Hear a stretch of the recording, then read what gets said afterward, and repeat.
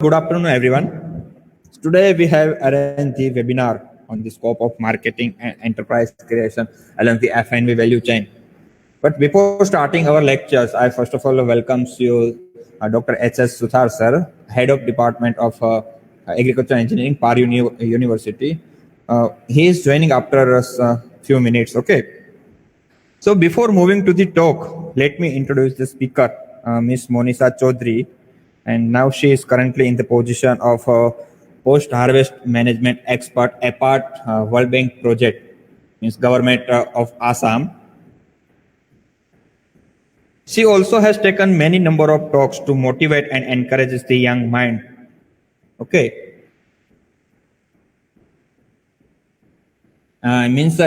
She has the vast experience in the field of post-harvest management, and if I say educational background, and she has currently, she had completed their MTech in the food processing technology from the Tejpur University, and then she has completed the MBA in the operations and management, and further that she also completed their UGC NET in home science and management.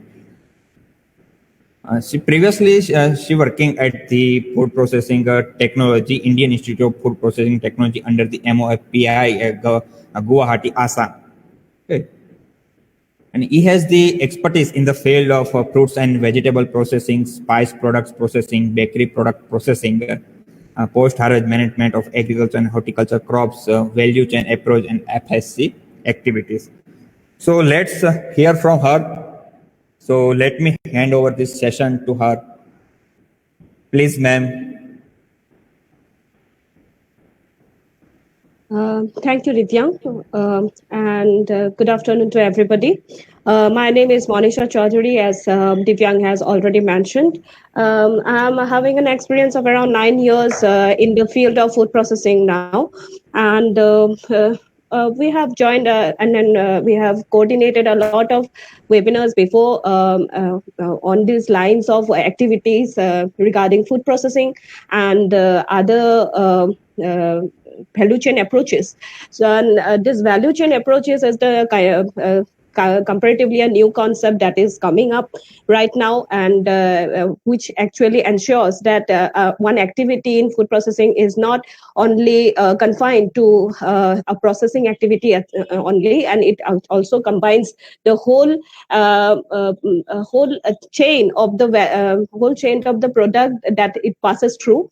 And accordingly, we will discuss today that what is exactly food processing, what kind of food processings are generally there, what are the new technologies that is coming up, some of the new products that has come up into the market, and how the concepts are changing, and how you have to approach about it, and how the big industries and as well as the small industries are coping in this current situation. So food processing is a very new field in in case of industrial moments, in terms of industrial situations. But food processing as a activity was an ancient thing. Your mother, your grandmother, everybody did food processing at a certain time of their lives. Simple pickling at house also is a food processing activity. But at the same time, now the concept is changing. It is being industrialized, and you can see the effect of food processing in every kind of departmental store that you visit to. There are new products that has come up, and then every time they are making innovative products so that you as a consumer feel encouraged to buy those things, and you get excited about it. And then food is no more a food only, or it is not only for use for nutritional purposes, but also it is being used as a palatable and beautiful product that you can purchase. So this is all we will discuss today. Means we will go with the basics so that everybody who is currently not in the food line, or maybe in the food line but in the initial stages, they get interested in this particular stream of studying, and in future they can be motivated to become an entrepreneur, or maybe be indulged in this kind of line. So I'll not delay further, and I will start the presentation right now. So kindly inform me if the presentation is visible.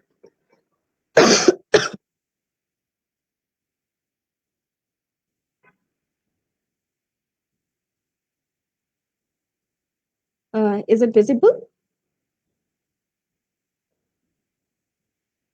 Yes, ma'am, it's visible. Okay.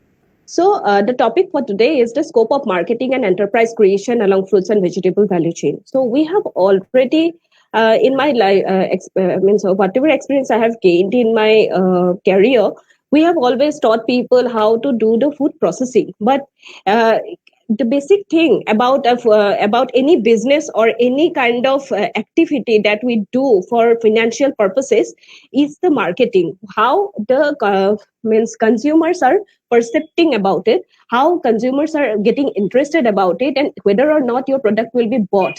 That is all about marketing. And also you can create enterprises in terms of not only food processing but any kind of related works that is helping out or supporting the food processing field. So today we will start discussing on the food processing, what is the type of food processing, and after that we will go about the marketing and enterprise creation concepts. So what is food processing and packaging?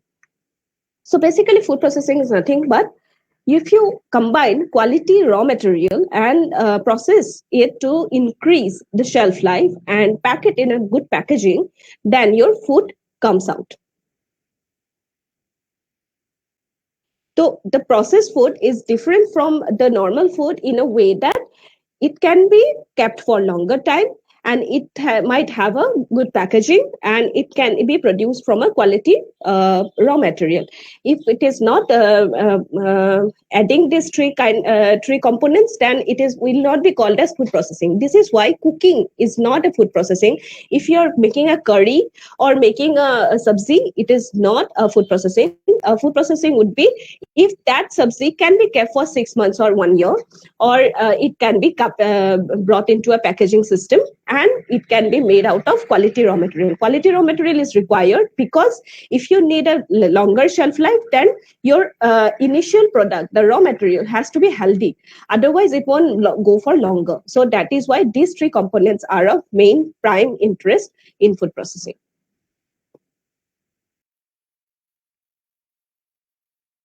So, as a food business, why food processing is such a lucrative area? Because you can see there are a lot of different industries that has been coming up, like IT companies are coming up, or maybe manufacturing of other products or cosmetics. All the things are coming up, and these are also good business propositions. But what is going on is that if the world destroys today, then also you will be needing one thing, obviously two things, air and also food. So I'm including water also in the food. So basically food will always remain. This was the reason why I actually pursued this field, because ultimately at the end of the day you will always need food, and it will be always giving you that support that you require. So in society food will never go out of interest. So they will always continue to have food. They will always need the nutrition out of it. So that is why this is a lucrative area. But at the same time, as a business also, food processing has some good positive points. First positive point is that it needs a very low startup cost. You can, probably the mother's recipe or maybe Lijjat Papar. Everybody started their businesses from their household itself. They started with the kitchen, started packing their products, and then slowly they grew up to be the giants that they are today. So that is why you can start a food processing business as less as 1000 rupees, means and you can start it from your house itself. So it has a very low startup cost. So anybody and everybody who is interested and motivated to do a business can come into food processing. Second thing, uh, easily available raw materials. The thing is that whenever we are a agrarian country. Means India is still depending on agriculture by 59%. The rest of the things are only getting into services sector and manufacturing sectors, industrial sectors. But basically, in agriculture, we are still depending. 59% of the population are still engaged in agriculture. So when you are talking about agriculture, that means you are producing something. That means you have the raw material. So there is always a scope to start any kind of business, whichever is available nearby you, any kind of raw material that is nearby you.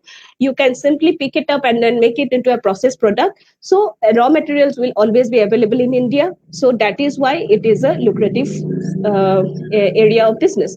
Third is higher consumer demand. Higher consumer demand, obviously, as I have already told, this will never run out of interest.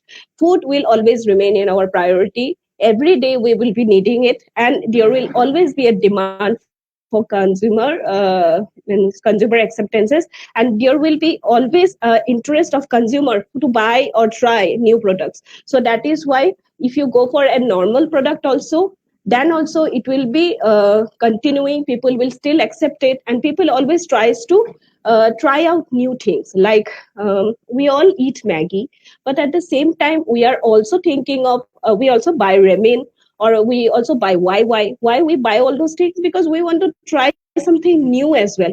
It is a human psychology, and that is what can be tapped in food processing business. And four is the easier market penetration. So as I have already told, even though Maggie was having the highest market share, still other companies could penetrate into it, creating some new kind of noodles or different kinds of flavors. So it is very easy to penetrate markets in case of food processing, because all people do try to do want to try new products, and then they are generally accepting all the new kind of concepts. But unless it is very bad, your product will generally run, maybe not in the highest scale, but the thing is that your business will still keep on running when it is coming to food processing.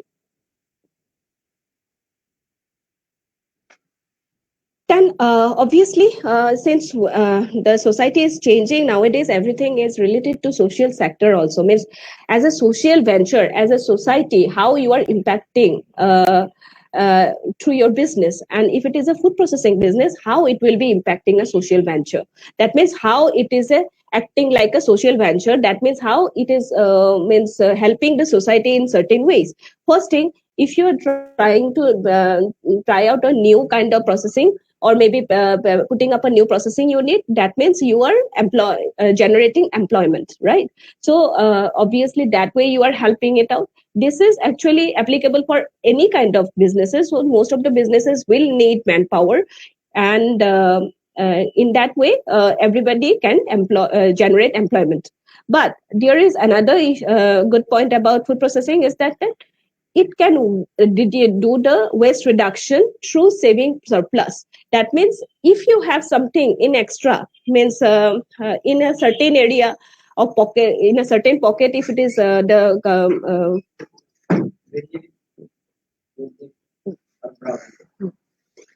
so but if a particular area is making a lot of product, like Punjab is producing a lot of potatoes, right? Or maybe Maharashtra is producing a lot of grapes. Then in that area, you cannot keep it and then consume it by whole, because it is surplus. So in that way, you can reduce the waste and you can transform it into a product, and you can use this extra surplus as a product and sell it to somebody else, and then that way the waste gets reduced.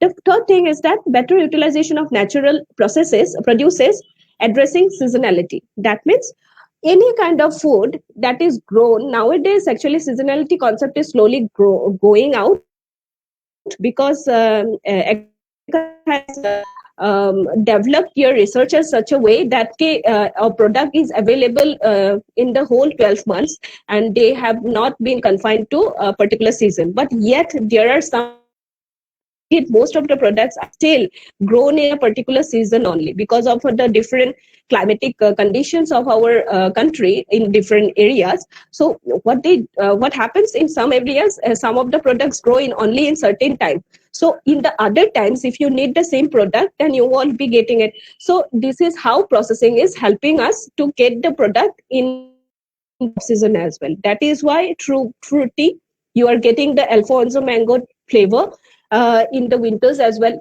Otherwise, what happened? Our previous generations could only have mangoes in the summer season only. So that is how we are using natural produces and we are utilizing it better. And we are also addressing the seasonality. And finally, socio-economic upliftment. Automatically, if you are starting a business venture, then it is somehow impacting the society. The society will be buying this thing, and then some people will be helping it out, and there will be other people who will be benefited through it. Like if the raw material is being sold by farmer, then the farmer is getting benefited. At the same time, if a transporter is transporting your product, then the transporter is getting benefited. That way, the everybody who is involved in this system will be benefited somehow. Now, let's come to the types of food processing. So there are basically three categories of food processing, depending on the extent of processing you are doing.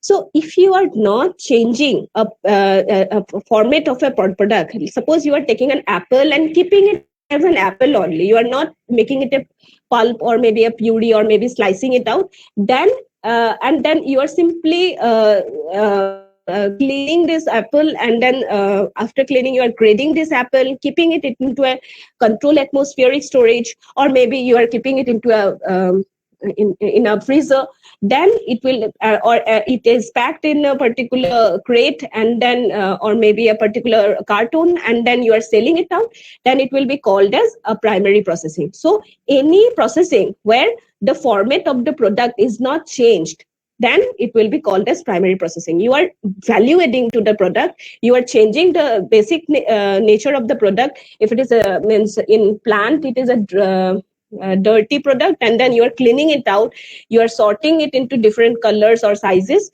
then you are actually making some changes, you are adding value to this product, but at the same time you are not changing the format of the product, then it will be called as primary processing.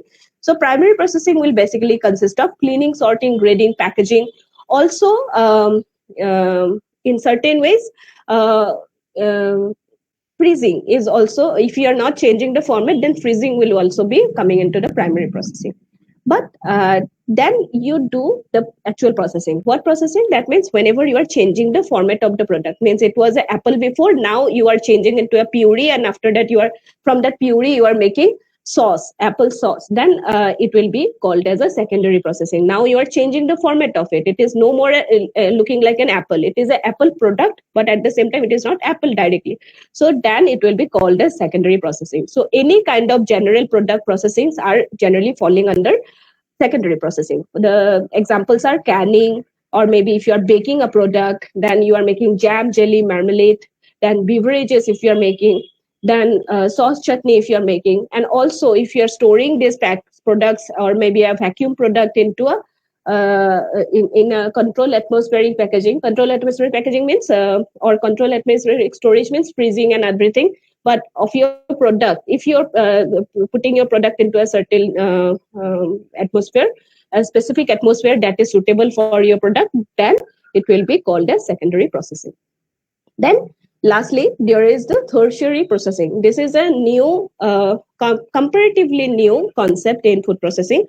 What people started knowing that whenever you are processing a product, what happens? Your nutritional quality decreases. So that is the same chili that you are getting in raw format, and it is having a lot of hotness, but at the same time when you are drying it out, the hotness is reducing a little bit. Why it is reducing? Because some of the flavors are going off because of that heat that you are giving during drying.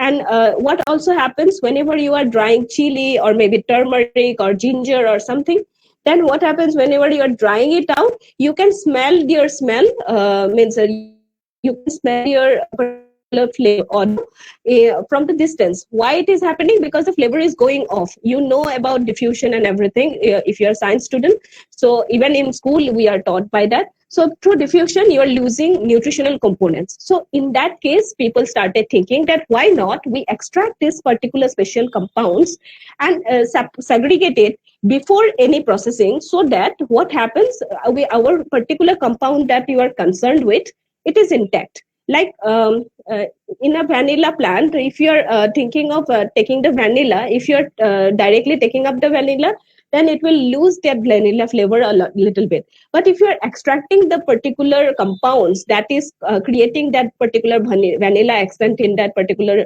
plant, then what you can have a simple vanilla extract that can be given in 1 to 2 drops in a particular product, and you will get the perfect flavor of vanilla.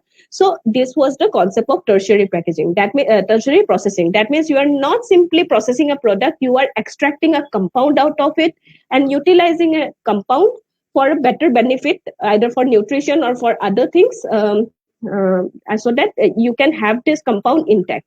So basically, tertiary processing will consist of compound extraction. So enzyme extraction is also there, like papaya, then pineapple. They are having good enzymes which can tenderize meat. That means if you are processing meat, and meat is generally a little bit tough when you are cutting it because of the rigor mortis. So what happens in the industrial areas, what they do, they put up this thing with the papaya leaves and papaya latex and papaya fruit also, and they also put up pineapple for the same case, so that it becomes a little bit softer. This is called tenderization, and that tenderization is happening because of the enzyme. So rather than putting up the whole fruit for it, they are simply extracting out the enzyme. That is, in case of pineapple, it is called as bromelain. They are extracting out the bromelain enzyme and then putting out directly to this. They are using this enzyme directly into the product. So same way, there can be colors. Beetroot colors are being extracted. All the other colors, orange color or maybe strawberry color, everything, every color that is even turmeric color, everything is being extracted these days, so that you can keep it in a small vial and use it for a longer time. And at the same time, you are getting all the benefits out of it. And even the concept has become like this, that rather than in a 5-star hotel, if you're going and you're seeing their kitchen, you will be seeing that they will be having some flavors and colors by themselves because of one reason. That suppose you are putting up turmeric, and in a particular 20 person culinary, then if you are cooking something for 20 persons, then you have to put up a lot of turmeric powder. And this turmeric powder, when you are putting it, then you have to keep it also for a longer time, and then in a larger area. That means suppose you are keeping 1 kg of turmeric powder, then you have to need a bucket or maybe a particular bottle, which will be actually helping you out in keeping the thing. So it will be taking up a lot of space, and then it will be harder to handle also, because you have to use the spoons and everything. But if you are extracting the color and the means curcumin, that means turmeric oil or turmeric oleoresin out of it, then what can happen? Then you can simply put 1 drop or 2 drop out of it, and it will serve this 20 persons cooking. So that is why people now actually try to have those kind of extracted compounds, so that they can keep it in small vials, and there is no much space required. It has a longer shelf life, and it is very easy to handle, and small quantity actually ensures a lot of expression in a particular food. So that is why people are going towards compound extraction. Also, there are other things that is coming up, that is product fortification. It is not directly natural. Difference between secondary processing and tertiary processing is that tertiary processing is not natural.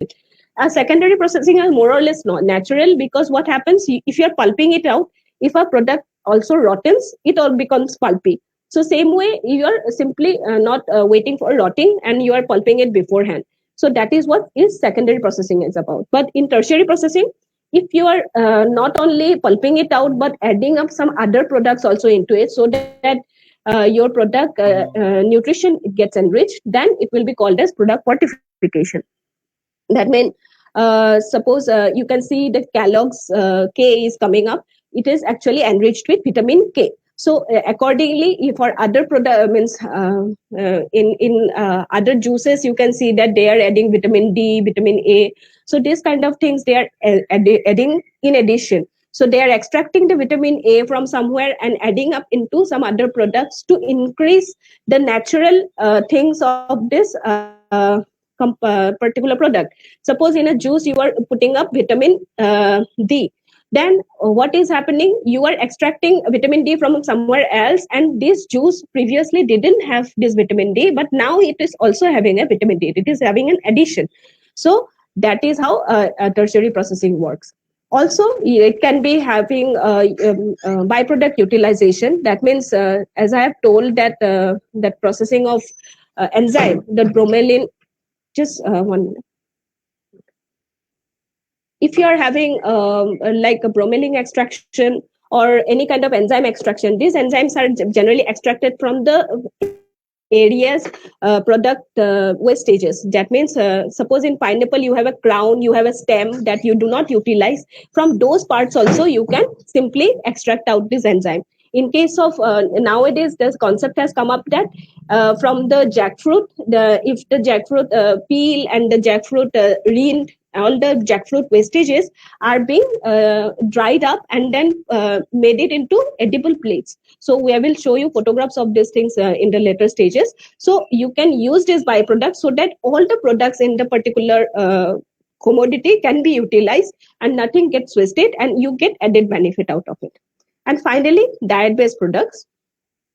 Diet-based products means if you are exactly concentrating on solving a problem. Suppose some anemic person, you are making a juice for an anemic person, then it can be iron rich. So you are adding up an iron rich product for anemic people, or maybe for women, or maybe you are enriching your milk with calcium, added calcium, so that what happens, it is good for women beyond 30 of age. So these are particular diet based products that you can also make.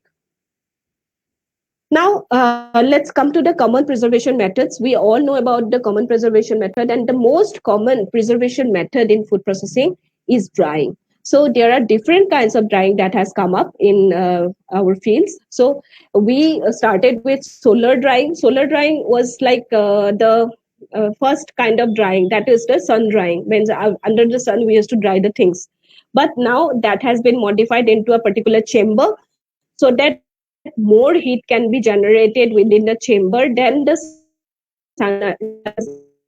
sun on your floor is a particular level, but the solar dryer can enhance that particular effect and make the drying process even quicker. So in sun drying, if you are taking 10 days, in solar drying you might be taking 3 days. So this kind of solar tunnels are being formed. You can see at the left side top photograph, that is the solar drying. Then that is generally used for most of the products, and where the sun intensity is good, you can utilize those things. You can use your product for drying in the solar dryers.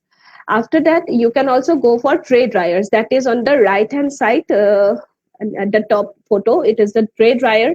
So most of the products which is having a particular size can be dried into a tray dryer. It can be simple fruits, vegetables, chips, or anything else that you want to dry. A tray dryer is suitable and most common type of dryer. Then there is a spray dryer. Spray dryer is the second photograph from the top in the right hand side. So a spray dryer is generally used for the liquid products to be transformed into powders, right? So milk powder or maybe fruit juice powder are generally dried in spray dryers.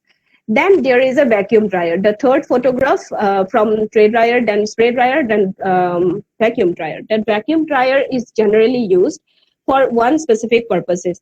Whenever you are drying it in a air and the air is acting as a medium to take out your compounds, then you can save these compounds by getting transmitted through air.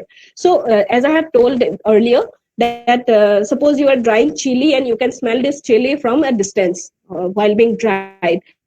This is happening because your flavor compounds are being going to diffusing into air due to heat. It is diffusing into air, and this air is transferring this particular flavor into the whole area. So basically it is taking out your flavor. But suppose your chili is being dried in a vacuum dryer, what will happen in that particular dryer? There is a chamber inside which you will be putting up your product, in this case chili. And then after putting up this chili, what will happen? They will be taking out all the air from inside the chamber. So it will be a vacuum will be created inside the chamber, so that there is no air. So when you're heating the product, they are heated, but at the same time, your flavor is having no medium to pass to. So that is why the flavor remains in the product itself. So that way we can save the flavor and other compounds in case of vacuum dryer. Also, we can use vacuum dryer for very powdery product. Any powdery product, if you are drying up, then what will happen? It will flow all around. So what will happen? It will be difficult to handle. So then what they do, they use the vacuum dryer for the same, because there will not be any air. So your powdery product will also not keep on roaming around. So this is happening. And then one advertisement is Tata Salt vacuum evaporated salt. They because of one salt is so powdery. So in other cases, they in other salts they're using the normal dryer, but this salt in such feeling is better. So they are using vacuum evaporation. Hello, sorry, ma'am, disturb you. Sorry to disturb you. Yeah. Ma'am, actually, Please. your slide is not been changed. The slide changed new area. Can you see now common preservation methods? No, sir. No, ma'am. Still, it's the first slide. Okay. Okay. I'll share again. Okay.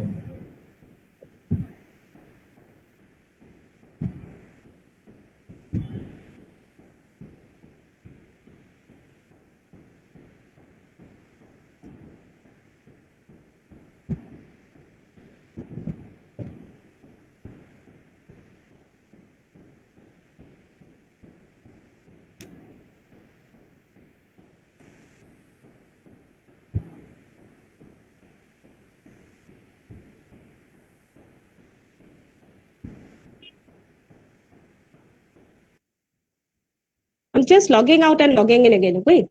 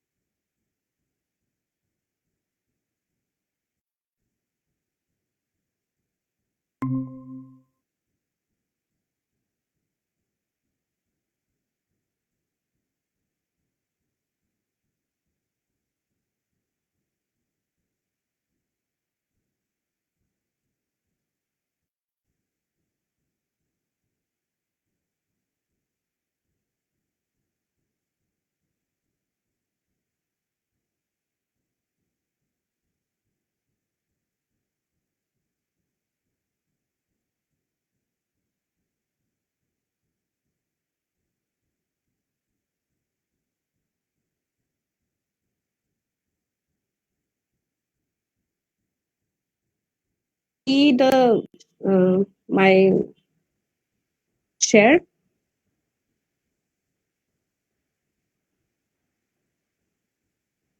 Yeah, ma'am. Now it's screen is clear. Yeah, ma'am. Now it's okay. Now it's okay. Okay.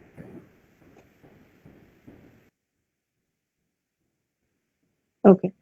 So you can see the common preservation methods right now.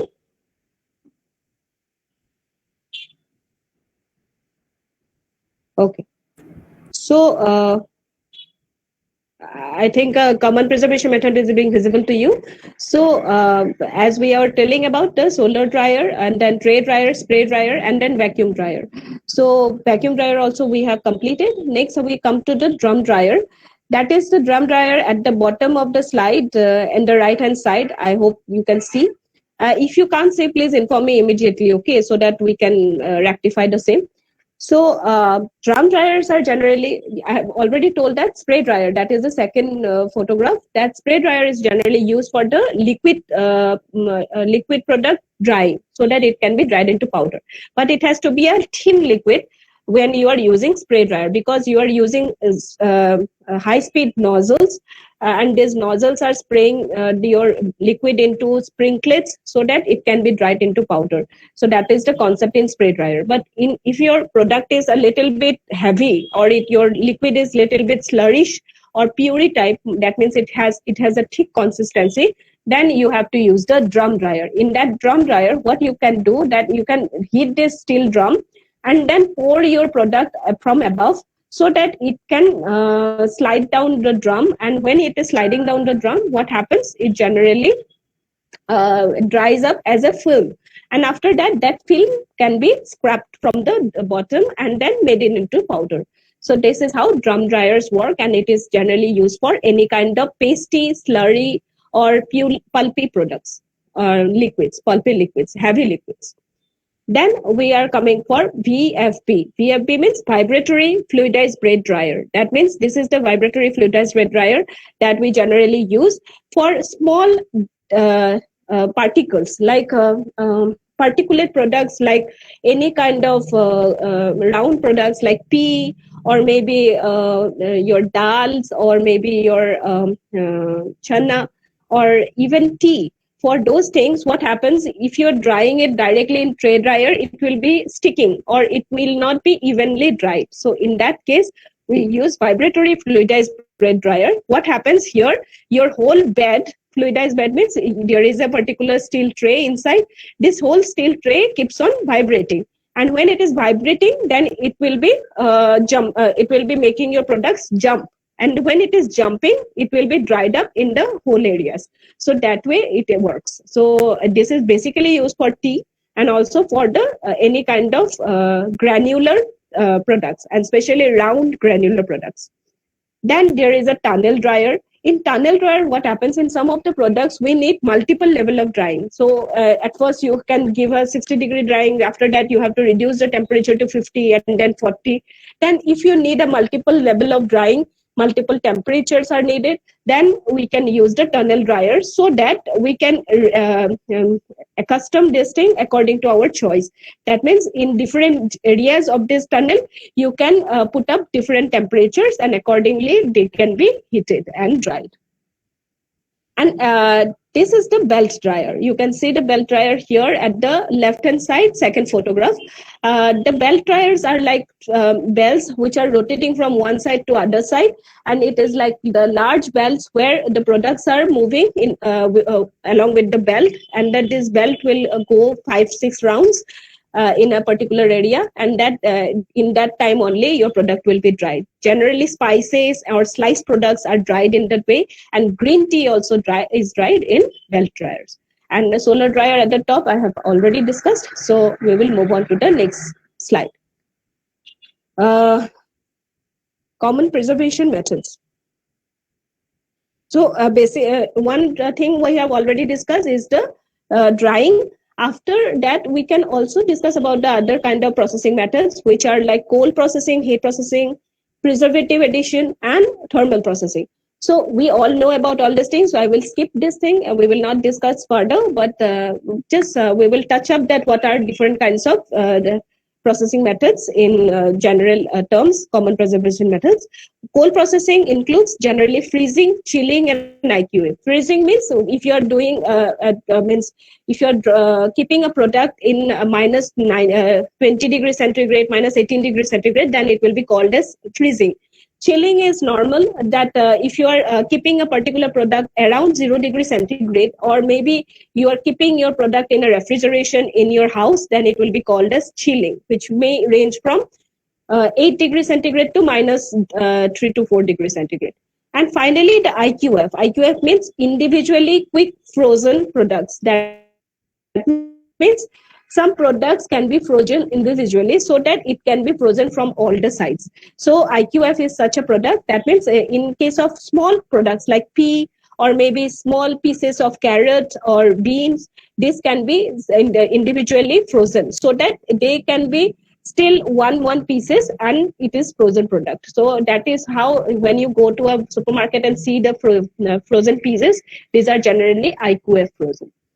Then also we have heat processing. One is ultra heat treatment that we already know UHT is used for the sterilization processes, and it is generally used for liquid materials and milk and other things. You already know probably about it. Then sterilization is also there. Sterilization may happen at the UHT temperature also, or sterilization may happen at the autoclave temperature also. That means 121 degrees centigrade, where all the spores and the bacteria get deactivated. And then there is pasteurization, where we are only killing the vegetative cells, the microbes, and not the spores, like we do pasteurization of juices and milks.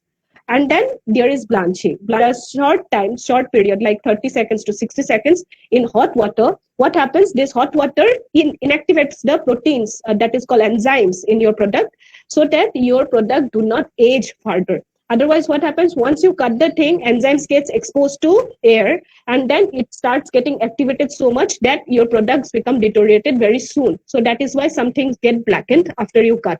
So if you, after cutting, if you blanch it, you dip it in hot water and take it out, then it will not be blackened, or it will not spoil for a little bit longer time.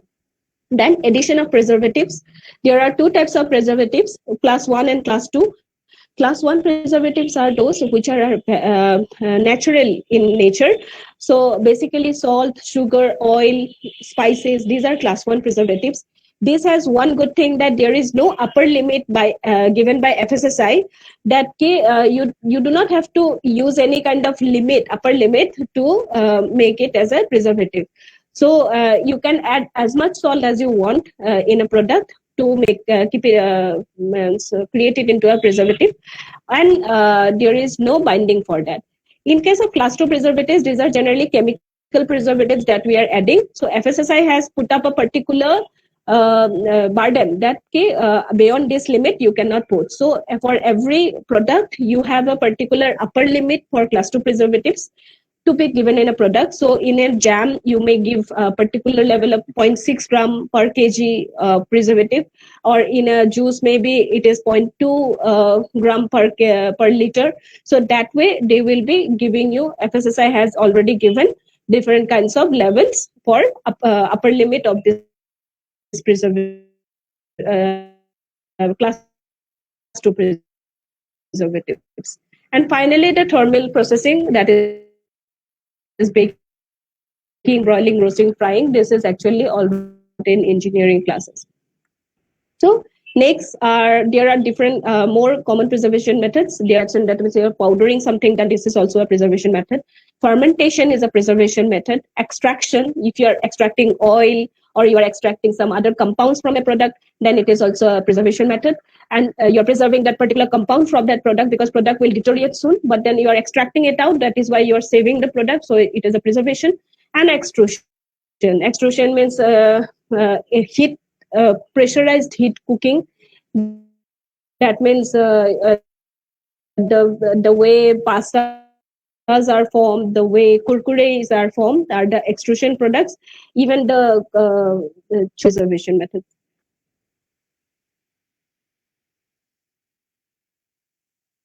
So packaging is also a preservation method. In some cases, packaging will help your product to have a longer shelf life. So there are 3 levels of packaging. One is primary packaging, which is directly being attached to your product. That means your product is there and then it is being touched by your packaging, then it will be called as your primary packagings are being packed into a under secondary packaging. Suppose this tank sachets, the sachets are primary packaging, but the whole packet will be called as secondary packaging. Then there is tertiary packaging. Whenever we do one thing like we put it into a particular carton, and after that these cartons are palleted and these pallets are wrapped in plastic wraps, then it will be called as tertiary packaging. This is generally done for storage and transportation. So that are coming to us in the plastic bottles. At the bottom, you can see the first sign, that sign one. That sign is called as PET. That is given for PET bottles. That is polyethylene symbols will be given to this plastic materials, and you can check for it. So these are the different packaging. PET, that is actually used once only, and after that it should be crushed. Who can endure a little bit of heat, so you can add up heated water. You can see that nowadays our water bottles are coming in PP bottles, polypropylene bottles. Then polystyrene packets, you all know, you all probably use Swiggy or Zomato. So they, whenever they are delivering you in a particular food tray, then this food tray is of polystyrene. Then there are tin cans, then 6-layer packs are there, which we call as Tetra packs. Most of the juices are coming in Tetra packs these days. And there are shrink wraps, which are generally, and there are different packaging options. Normal packaging is simple plastic packaging. It is you